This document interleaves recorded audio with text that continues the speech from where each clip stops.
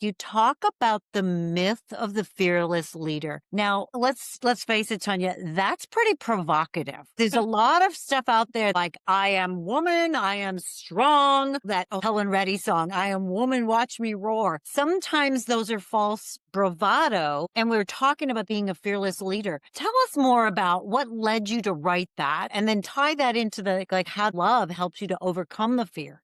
I was able to introduce that you can actually take time to engage, explore, and execute. If you enter the fear with more curiosity, more, Mm, what is the love on the other side that you can reach for? Since the current environment is permeated with conversations around diversity inclusion, the intersection between diversity inclusion is fear, is what I've said in the book. If we can just step into that fear zone with love and curiosity and desire to want to evolve, those also are characteristics of courage. We can create more inclusion, more relationship, more outcomes, more success, excellence, not perfection in the right. world. Hi, and welcome to Live in the Rhythm. I am your host, Pam Reyes, and I am so excited to have you here. This show is all about helping you find the rhythm of life that is unique to you. Because the grind, that's a lie. Life is not a race, it's more of a dance. You are going to find your rhythm in who you were created to be. So I'm really excited for today's episode. Our guest is Dr. Tonya Jackman Hampton. She and I met maybe not even a year ago, but when we met, we had such great synergies and really deep, rich conversation. She is a powerhouse in leadership and cultural transformation. And with over 30 years of experience across Fortune 500 companies and nonprofit organizations, she's led at the very highest level. Dr. Jackman Hampton is the CEO of Sequel Consulting Group and the best-selling author of The Myth of Fearless Leader, nationally recognized speaker, certified executive coach, breast cancer survivor, avid runner, and a proud mom.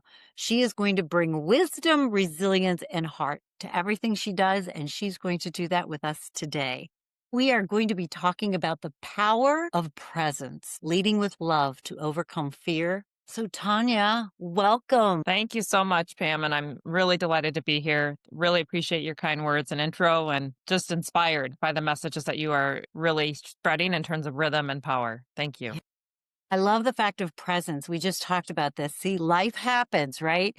And sometimes when certain things happen, we need to give ourselves grace, but also there is a rhythm. There's like, okay, we need to pivot a little. Maybe we need to push things off. But can you tell us a little bit about how leading with love, how that helps to overcome fear? Oh, yeah. Thank you.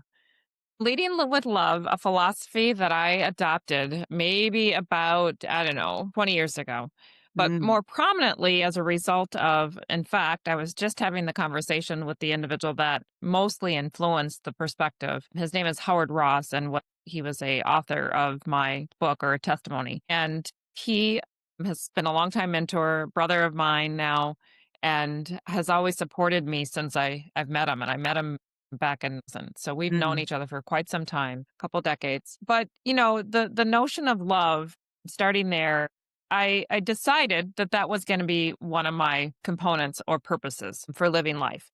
And the reason is that I wanted to create a warm space and interaction with people that I interacted with without judgment. And even as I'm having this conversation with you, Pam, I'm realizing that that is actually another reason why I did it, is that the judgment that I experienced as a young girl throughout my life as well interfered with my capacity earlier in my life to have positive relationships or more of them. And so as I adopted this philosophy of love and being present in that regard, it allowed me to push away the judgment, push away fear, in a way that opened up my capacity to love others and trust them until something went a different direction. And even still, though, when that happens, I have a very short list of who may not be somebody I could help. In fact, it makes me mutter when I say that, because if a person needs help, I'm not going to deny that. There are certainly people that I have struggled with in terms of their thought processes, but I really do think it's important to provide space for one another and support humans. You mentioned something early on. You talked about judgment. And boy, that hits me hard because I grew up in a family with a lot of judgment. And I didn't realize that until moving 3,000 miles away because I thought that that was normal. I felt as though I needed to justify myself or Mm, make excuses or how that transpired in my life because it was so much judgment looking at what was not good or what was wrong or what could be better and living under that had a spirit of like not enough. How that translated into my life in my corporate career is I was proving, pleasing, and performing my way to oh success. my gosh, yes. That is so heavy and is so hard, is because I was like, I'm not good enough because I was always looked at what wasn't good. Mhm. Whatever we focus on, you and I both know what you focus on, you get more of. We're always going to find what we're looking for. So if we're looking for the bad things in people and in life, we're going to find it. We're going to Right. find it. And so when you talked about judgment, one thing is a practical tool that has really transformed my life as I've done a lot of that introspective work after I left my corporate career. I actually had an identity crisis because I was like, ooh, my value and worth was tied into the performance and how Mm, much I made and my title, which is not uncommon to a lot of folks that you and I run across. And one thing that struck me when I had this mindset shift that was so profound, I know when I'm in this judgment space, like my body feels it. It's like, "Ugh," you mhm. feel. And so what I learned to do is not judge myself because I would do that very like the people who judge me are gone, but man, I carried that big stick. One of the things that I learned is when my body reacted and I started learning that reaction of what that judgment was, I would replace judgment with curiosity. Yes. Oh, Yes, it does. where did that come from? Oh, what is that? And so I've used that first and foremost for me to help transform and stop judging myself. And just as important is when I could feel a twinge of starting or wanting to judge someone else or judge a circumstance, I quickly shifted and replaced that with curiosity because Mhm. now I'm leaning in instead of that better Holding it than. back. And Right. what an incredible tool and strategy that's been for me. And by far, that's one big nugget that I give to clients. And they were like, that has changed everything. Yes. Yeah. Thank you so much, and I very much appreciate it. I equate it or connect it to and assuming positive intent, right? Hmm. So when you're interacting with someone, assuming positive intent that whatever it is that is giving you that nudge, assume that there's positivity, that that right has been evoked, and then how can you have a conversation from that space? Thank So, you. leading from love, you and I had a previous conversation. And a lot of the times, people that love doesn't belong in business, it doesn't belong in work. You and I had a conversation about your mom. You mentioned that that was a pivotal time that where you really it anchored in love for you. Can you share a little bit about that? Yeah, I have a memory as a young girl. I don't know that this was part of my story, but you're spurring this thought. I wrote a poem that, and I think a lot of kids did this. Love is was the poem. Oh, And so mom kept that poem. And when I was cleaning out her space in her room, I found that she kept the poem. And this was after she had passed away. So it gave me a sense that, that was important to her. And there weren't many other things like that that I created as a young girl that were in her amongst her things. And this was literally amongst her things. There was certainly a box of stuff, but this mhm. was amongst her things. And so it underscored for me that she appreciated that and carried that as a memory. My mom has been always a person in our family structure as the matriarch, and she's always been the one that has taken a lot of care of other people. And this became very prevalent as she was ending her last few years. But her influence, her tone, her presence, and grace, she always welcomed me. No matter what the situation was, she had moments of upset, but my mom and I had a very strong relationship. Gosh, that's the unconditional love. And I know that one of the things that I tell my boys too is no matter what you do or what you say, it can't make me love you any less. I may not agree with or like what you've done, or, sometimes you're not behaving in a way, but that's not who you are. And so when we can take that and translate that into work.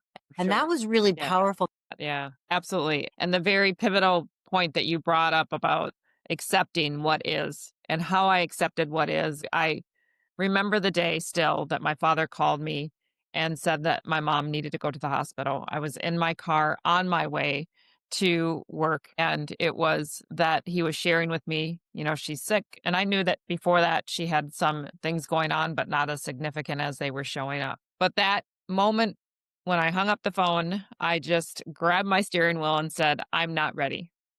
Mm, Because I knew for whatever reason that this meant something pretty profound was going to happen to mom. So off I went to the hospital with her, and she was there for 2 weeks. And the second week of her time being there, she had not spoken that. And a few days before my interaction, it was about a Wednesday that I was talking to her. So about 4 days she had gone without speaking, without eating. And it was clear to me that she was disintegrating. So I got inspired by my aunt to go to the bedside of her and sing to her. I can't sing, but my aunt encouraged me to because I was also known, as mom was known as the matriarch, I was known as the one that would sing randomly Bob Marley's song, Every Little Thing is Going to Be All Right. And in part, I can always reflect on conversations my mom and I would have where I would have a hard time. And she often said, it's going to be okay. Everything will be okay. And so I think that that was right. When I heard Bob Marley's song for the first time, that memory was triggered. And so I held that message, that phrase for quite a long time and began singing a song as I got familiar with it. And so when I went to the bed after my aunt suggested I do so, I started singing with my mom and reminder she hadn't been talking. And right away, she repeated a verse with me. It was a moment I will always remember and one that will both bring me to my weakest moment to one also that I can rebound from. I have the message tattooed on my wrist and the three birds that are in the trees along with it. And it keeps me evolving. The meaning behind it too is that on the either side of life, everything will be okay. That's true. And so while it's hard to accept a deep fear that I have, and that is losing someone, the reality is that it will be okay, even on the other side of that, whether it's for me, a family member, a friend of hers, or her for that yeah. matter. Her physical being isn't here, but her soul is still here. And you're carrying it with you. I think that gets back to the mindset is like our belief. When you can hold on to that belief that's rooted in love, Tonya, that everything's going to be okay Yeah. because she's anchored still here. And that love that we're anchored with, how can people not have that kind of belief and love? How do they get through life? So one of the things that I want to segue into, which is beautiful, is like you talk about the myth of the fearless leader. Now, let's face it, Tonya, that's pretty provocative. There's a lot of stuff out there. They're like, I am woman, I am strong. That Helen Reddy song, I am woman, watch me roar. Sometimes those are false bravado. And we're talking about there's so much out there about being a fearless leader. Tell us more about what led you to write that. And then, like I said, it's pretty provocative. And then tie that into the like how that love helps you to overcome the fear. Well, mom was a leader, the first leader that I ever met. And she had a lot of grace and a lot of fear and a lot of joy. And she was a leader. And those are values that I held on to. The reason for the book was that I had been needing to create a dissertation. I was an executive at the time. I had a grandmother who was passing of ovarian cancer. I was a mom. I was a wife. I'm still those things, but nonetheless, I had all these things going on and needed to complete this task. It was more than a task, but at any rate, I had to get it done. And my mom, my dad, my grandmother, and grandfather, along with my aunt, are very critical people that came together, made a pact, and supported my undergraduate education. So, had it not been for them, I would not have graduated as the first generation graduate in my family. Wow. And so, thank you. And so, Yeah. with all that coming to head during my last days of my doctorate program, I wanted to explore who else in this world had fears while still trying to be a leader. Because clearly I can't be by myself. And so I was encouraged by my advisors, as every dissertation type person is, to write. And I asked three basic questions: what are your fears? How do you respond to your fears? And what is your relationship with your fears? And I asked that of 25 leaders initially. I was one of those 25. And then from the time of my completion of my dissertation, to the time that the book was published, which is about 11 years, I did workshops, I did one on one interviews to continue to ask many, many different leaders and crystallize the data to get to understanding of what are people's fears, how do they respond, and what's the relationship. And we go off on this path that keeps us safe most often, which is fight, Mhm. flight, or freeze. And instead, I was able to introduce that you can actually take time to engage, explore, and execute. If you enter the fear with more curiosity, more, Mm, what is the love on the other side that you can reach for?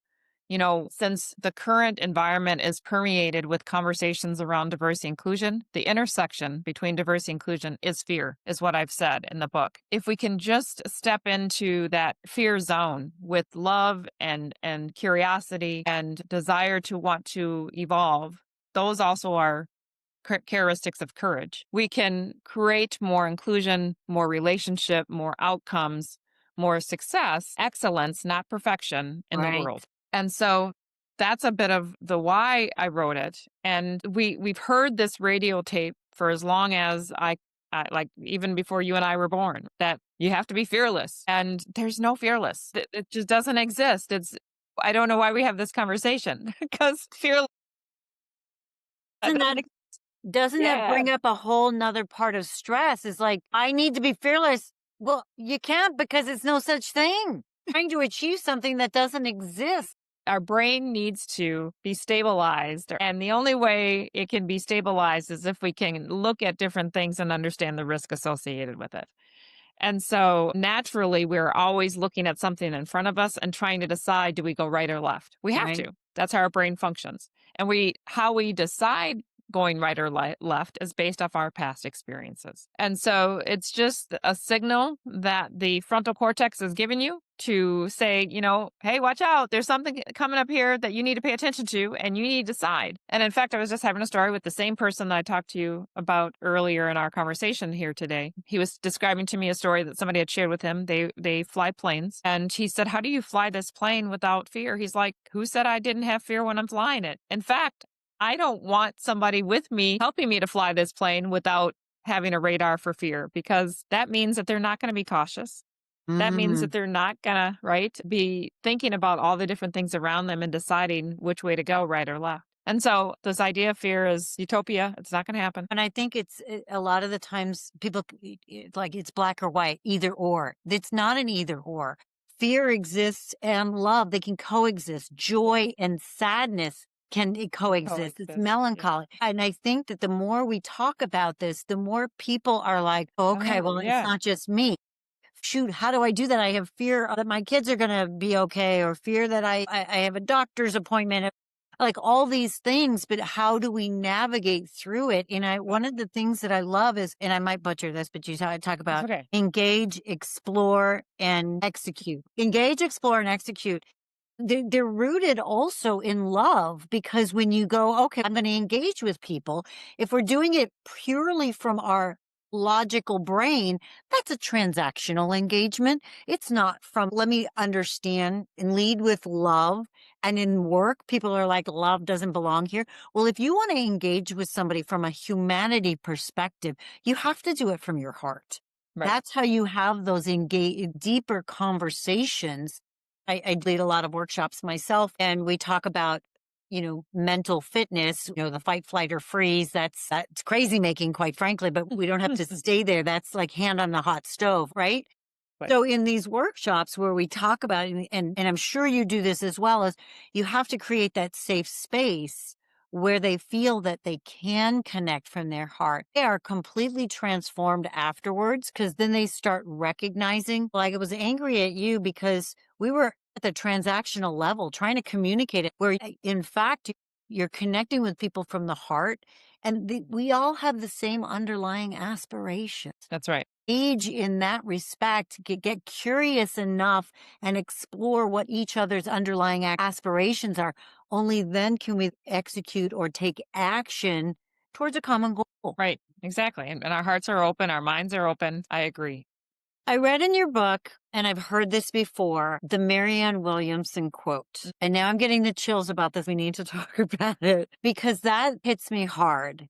Can you share that? It's about being so powerful, the biggest fear. Yeah, absolutely. So she recites and shares this notion of fear and how we need to give ourselves strength from courage and step into whatever it is that's fearing us. And so that to me gave a message of if we can stop resisting, there's a whole lot more on the other side of it. That's another message that I think is conveyed and embedded in what she's saying. She's one of the first people that I am aware of that steps so profoundly in the notion of accepting fear. Of course, there's, Brene Brown and Amy Edmondson, and even before that, Nelson Mandela. There was a quote in my book about him and his message and thoughts around it as well. So, there's lots of people that have talked about it, but her particular message resonates with me as one that she just owned it and helped to reshape a lot of hearts and minds around what fear really is about. And one thing I love about her quote is when people think about fear, they think about more of a weakness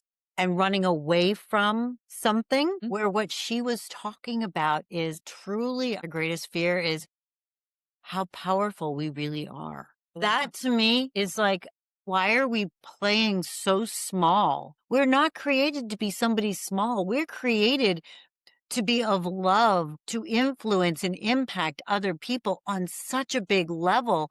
That in itself, the magnitude of that can be super scary. So clearly that quote's in your book for a reason. How do you use that as a springboard? That fear of being super powerful, not in a, I'm going to wield power like over somebody, but being the best version of ourselves. Share a little bit in connecting how love just can propel us. Yeah, absolutely. And some perspective for our audience. Yeah, and her messaging, to your point, serves as a springboard for thinking about how you embrace what you can own as your own power so that you can have an impact in the world. And not just for the purposes of the visibility. That's actually much less of the equation. More so that you can impact someone else's life. And what I also hear from it is if you impact other people's lives, the domino effect that has, the spread that has.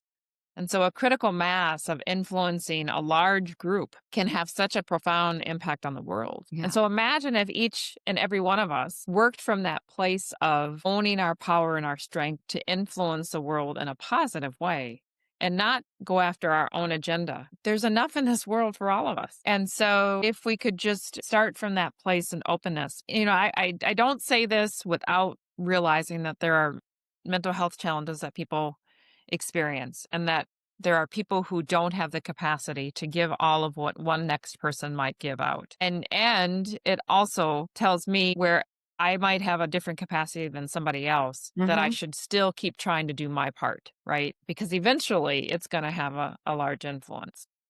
I do it for the purposes of making a better and greater world. It might sound a little Pollyanna, but I'm committed to that. I'm committed to having a place where everybody feels like they can be their true selves, where they feel like they belong, where they feel like they are part of a environment that can support and cultivate the things that they want in life, and where everyone can have happiness and success. There might be some sadness that we still all deal with, but those are things that are natural life, not some of the stuff that we see that is going on in the world. And don't we all want to belong? It's not fitting in, because I learned a long time ago, fitting in is really shrinking ourselves to be accepted by others. And it spirals your self-confidence and self-worth because you're hustling for that approval. This is what we're talking about. And this is what Live in the Rhythm is all about. And what the work that you do, Tonya, is when we can help individuals to say no, when you really truly can accept who you were created to be and know that fear is normal, like it's okay. And how do you coexist with fear and allow love? And so it's accepting ourselves, because when we do that, that is our personal power to go, you know what? This is what I'm really great at. And I might not be so strong over here, but I can embrace that as well. So we're living completely integrated and in alignment with who we are. Yes. And you can see other people's strengths and then bring them into the equation, right? Yeah. What does live in the rhythm mean for you?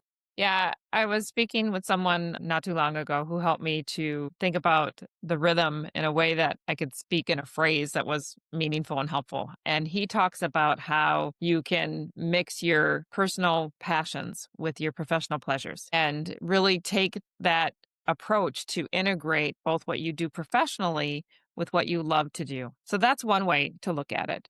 I also remember someone else who told me about how you can look at your life as a portfolio of time. And this is when I was convinced that there's no work life balance. Sometimes the language that we use can be stressful. How can you look at your life as a portfolio of time where you want to spend your time? And sometimes that might change. Like you were alluding to earlier, pay attention to our mind and our mood and the messages that our mind is saying. And where is that coming from? Be curious about that. That moment of curiosity grabbing might turn you to a step that you may not take with that same type of mood the next day. But it's being mindful of what's going on in my body, what's going on in my mind, and how can I decide how I'm going to spend my time. And so think about what are the things that you love to do and fill it up with that as much as possible, including your work being a part of that. There are numbers of things in our life that can interfere with our ability to take care for ourselves. And yet make that same step first for yourself, and then you can do so much more for all those other things. And so, how I did that when I actually stepped into my first director position intentionally. Before, I would do it kind of haphazard. But what I Mhm. did is I blocked the time out on my calendar. People knew that on Monday, Wednesdays, and Fridays, I wasn't coming to work until 9 o'clock. And this is before COVID. This was before remote work was a big thing. And I wasn't coming to work before 9 o'clock so that I could actually get out in the air and run. So Yes. I was on the pavement running. And then it became a everyday habit, particularly after my mom had passed away. I had found that any form of exercise helped me to manage and regulate my own stress, my own worries, my own fears, emotions. And so it became a self-induced medicine, that exercise that I did. And so that's one way how I prioritize filling my life up with what I like to fill it up with. Now that I am a solopreneur, if you will, and coaching other people and doing consulting and speaking, those are things I love to do. And nobody is telling me how to do it. I mean, they are, but there's not this demand of a particular regulated way. And while I think there is a purpose, and maybe one day I could find myself working for an organization, I am also free from it. And Mm. I enjoy the ability to capture my life or fill my life up with the things I really love to do. So now So that's what good. I'm doing. Love that. One of the things that I needed to learn myself is self care. It was so foreign to me because I had such a mindset of like all or nothing corporate, that whole deal is I had to look it up. I'm like, what can I do for self care? My coach challenged me. This was probably 15 years ago. I want you to do 5 hours of self care a week. I was like, what is Yeah. that? And so it was a mindset shift that I really needed to do because it's not selfish. It is pouring into yourself first so you can be a better person to other people. And very That's much right. like you, Tonya, I started to say, I'm blocking my day. I'm not available before 9 a.m. I start my day with prayer and my coffee. I am a better mom to my kids when I do that. I exercise and all that by like 8:30. And I feel like I can crush the day. And Right. this is where, when working with clients too, to say, no, you have to get like I'm a big proponent of big rocks first. Put yourself, what can you do Mm. for yourself first thing in the morning? So you fill yourself up because guaranteed that energy will pull you through the day. I like to Right. do something what I call bookend, something in the morning for yourself, a workout, and then plan something in the evening, Right. like a date with your spouse or something with your kids or something. Because otherwise, let's face it, we could be working till 10 at night. But if you Right. have those bookends, it is amazing how much more productive we are Mhm. in that shorter period of time because we're managing our energy, not our time. That's right. Yeah. So if you were to get like, what is one or two words, Tanya, that Mm. describes your rhythm of life today? Shared yesterday the word coordinated. And It's because you can have a number of different things going on and you just need to be strategic about how you decide what you're going to step into. I had a conference call I really wanted to be on. It was a peer coaching group where a coach gets to be a part of a coaching group. And so I was doing that and then I needed to go to a board meeting. And in that experience, it's trying to decide, okay, I also have to have drive time. So how am I going to do all this all at once? Plus get ready. And so it's about coordinating. So my rhythm is coordination. I think another component of my rhythm, a word that comes to mind is just having a sensory, so what's going on in my mind and how am I dealing with that emotion? We have choice and sometimes you aren't as strong as that emotion. What I mean by that is sometimes the emotion can pour over and shift your ability to function in certain ways. So how can you instead though capture that moment of emotion and use your strongest muscle of choice to choose a different direction?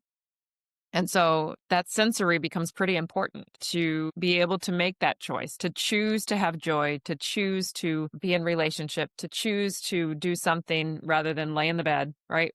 Although I won't take away from laying in the bed. Sometimes laying in the bed is exactly what you need. Because our emotions and our thoughts come in 60 to 90 seconds, but we don't need to camp there. Right. And I run a women's group through my church, and we talked about my joy is my job. And it Yeah, is a choice that and it's too. being intentional. And don't get me wrong here with the audience is like there are some hormonal imbalances and chemical imbalances that people are dealing with. And so there needs to be some other help, but our joy takes intention. Happiness is circumstantial. Joy comes from in here. That's And right. so when we can recognize what's going on, not that toxic positivity, oh, everything's fine. No, feel the emotion. Know that you don't have to ride that train. And sometimes I think you mentioned earlier, it's like this is what's going on. So I need to. This is reality right now. I need to Hmm. accept Hmm. it. What do I have choice over? Is my actions and my attitude. That's right. It's what I've shared and learned is I may not be able to change this, so I need to accept it and make peace with it. Just like, okay, accept it and choose peace. Right. That's it And for now. accept being accept, right? Yes. Okay. What I would love to know is can you share with the audiences how, if they want to learn more about the myths of the fearless leader or working with you or wanting to know more about how they can get in touch with you, share with them. Absolutely. So first, to purchase the book, you can purchase it on Amazon. If you don't want to go to Amazon, you can go to Itasca Book, ITASAC books.